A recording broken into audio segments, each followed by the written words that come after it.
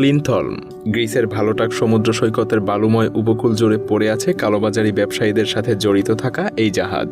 ১৯৫০ সালে ভুতুড়ে এই জাহাজটাকে তৈরি করা হয়েছিল ডেনমার্কে।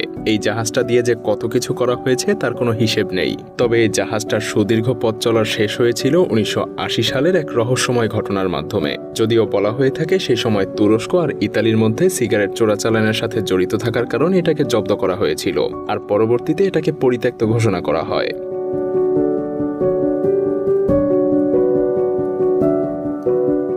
কোনো রকম মেইনটেইন না থাকার কারণে এটা আজ জাহাজের কঙ্কালে পরিণত হয়েছে। অবশ্য জাহাজটাকে এই উপকূলে এনে ফেলে দেয়া হয়েছিল সমুদ্রের নোনা পানির কাছে, আর সমুদ্রের নোনা পানি আজ এই জাহাজটার এমন অবস্থা করেছে। কয়েক দশক ধরে সমুদ্রের নোনা পানি এবং সামুদ্রিক ঝড়ের কবলে পড়ে জাহাজটা এখন এভাবে পড়ে আছে।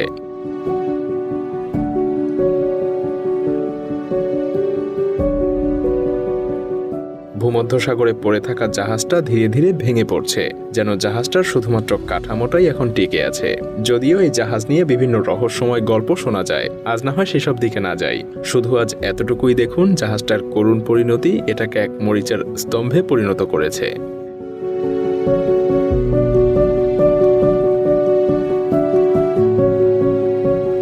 এইচএস পালো আল্টো প্রথম বিশ্বযুদ্ধের সময় যে অয়েল ট্যাঙ্কার